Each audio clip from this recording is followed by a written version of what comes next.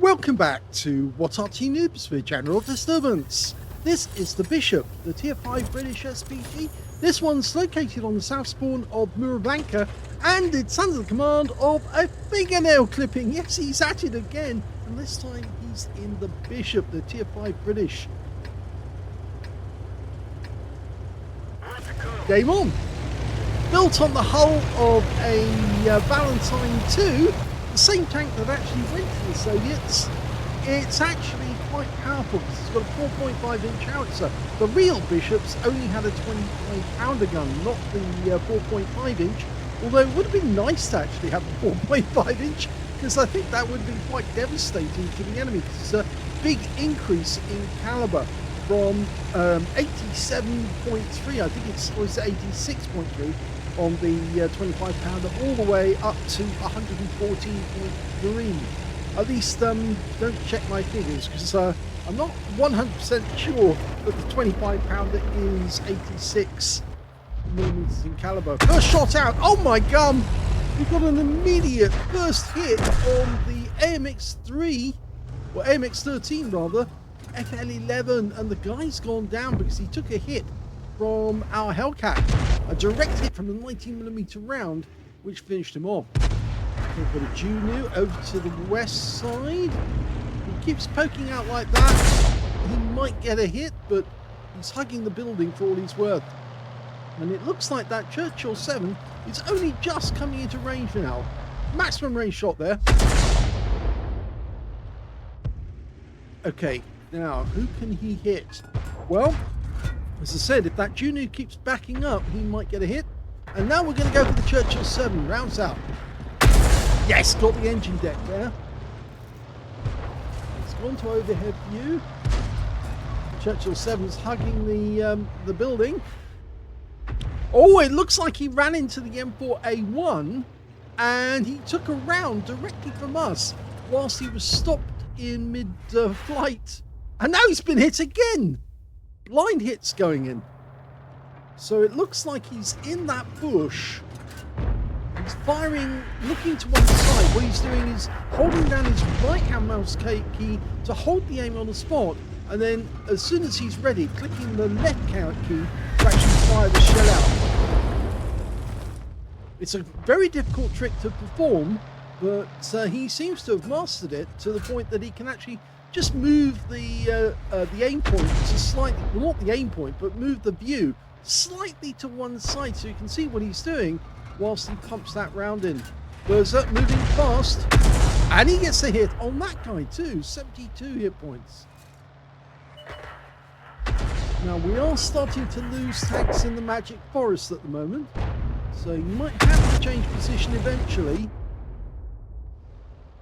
But for the moment we've got it covered because there's a Wolverine watching after them, and there's also a Hellcat nearby, so if the enemy does come out of the forest, we should be able to do something about it. In fact, the Wolverine is now going into the forest. You can see the nice little hole on the back of the Bursey. He's a one-shot, rounds out, and a kill. That's his first kill of the game. Churchill 7 is a one kill as well. I suspect a couple of those rounds actually did more damage. Oh, he got another kill. Yeah, I think that Churchill suffered a little more than he actually wanted him to. Yeah. Okay, getting closer because the enemy are now retreating. And he's having to get closer, otherwise he can't hit them. He's almost at maximum range.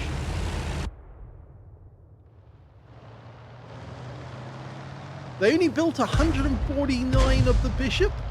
They started producing them in 1941, or designing them in 1941, and they actually then managed to get the building in 1942 and 43. We just got a penetrating shot on that last one. On the M4A1, he did 456. Now it's 450 alpha off these shells, so that's definitely a low roll penetrating shot, but only by 4 hit points. 28mm of pen. He probably landed the shell on top of the engine deck. Now, at the moment, because this gun is fixed in the compartment, the casement, he has to, you can see that the rescue jumps around quite a bit, and it's very difficult firing on the move because the vehicle has to be pointed in the direction you're aiming at otherwise you won't get a shot. Now, that was just a snapshot. I think our SU-122A is in a lot of trouble right now. We've got a Hellcat defending our cap area, but because he hasn't moved, and he is moving, he's trying to get as far east as he can, he is actually in danger of meeting the enemy coming out of the Magic Forest. But we're actually closer to their cap now, and there's the Basotto, rounds out. Looks good. And he picks up 112 and assists on the kill because he tracked the guy. Now, he's going back to actually try and defend the cap area. The AMX 12-ton was very close to the SU-122, but he didn't get the kill. That was close. So I suspect the SU-122A didn't get discovered, but the Hellcat did, and that AMX 12-ton wants the kill on him. But he must be feeling these shells landing near him, and he must be worried that one of them is going to connect. And it could wipe him out with one shot. Like that. He's done it again. 3 kills. There's only 4 enemy left. Most of them, as far as we know, are actually on the west side of the map. And some of them have probably gone back to defend the cap area. And the other ones, well, they are close. There's the Wolverine. Oh, now he suddenly stopped, but he can't see us because there's a bank of earth just in front of us. And the Wolverine is taken out by the Object 244. We are capping with 2. They've only got 1. We can't see who's in the cap, but we are aiming in that generation. Oh, we got a near miss. So 18 hit points reduced, or cap points reduced. We're about to cap out. Rounds out again. And that's the end of the game.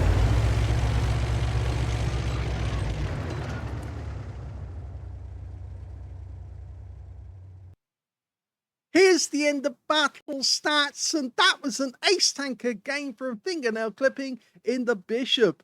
He managed to get a 2nd mark of excellence out of that game, as well as a bruiser medal for getting at least 5 critical hits. In fact, he managed 12, and his win rate from the game was 6,871, which is super unicum and quite a bit more. Let's have a look at the team score. Well, we can see he did get the highest damage in the game, but he didn't pick up the high caliber because it wasn't 20% of the enemy hit pool. He managed 1,825 hit points.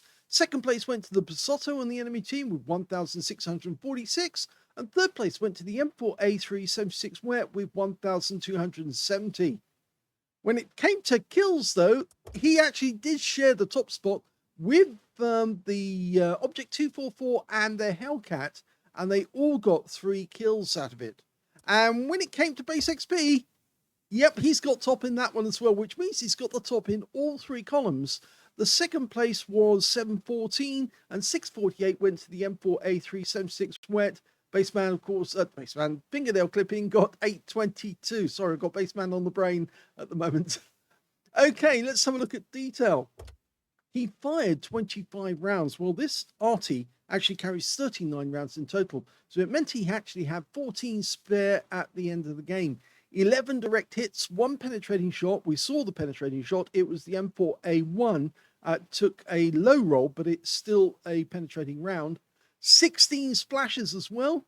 1,825, of which 1,261 were at more than 300 meters. So there were some close range shots in the game. In fact, one of them was that M4A1. 8 enemy vehicles were damaged, 3 were killed, so missed out on getting a Confederate by just 1, I'm afraid. And 434 hit points of damage assistance, where he tracked an enemy vehicle and then the teammate finished him off. Yes, so very nice there. 18 defense points when he reset the cap. On a free-to-play account, he actually made a profit of 16,967 credits to the game.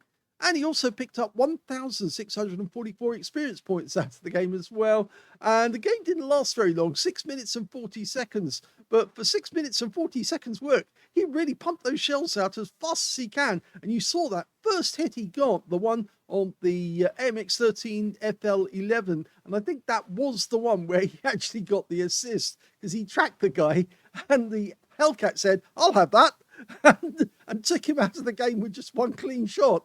And so he thought, that must have been quite tasty. Anyway, I hope you enjoyed that replay. Congratulations on getting your second mark of excellence. You've now got the long slog of working your way up to 3 marks. But of course, with the bishop comes the fun that sooner or later you're going to meet the enemy face to face and get to shotgun them in the face. And that's one of the most satisfying moments of any game in the bishop. That and firing a long range shell and getting it up over a rock to hit an enemy who thinks they're perfectly safe and they're not. Hope you enjoyed it. If you did, please give this video a like, do subscribe to our channel, and leave a little comment down below because it feeds the algorithm. And thank you for watching.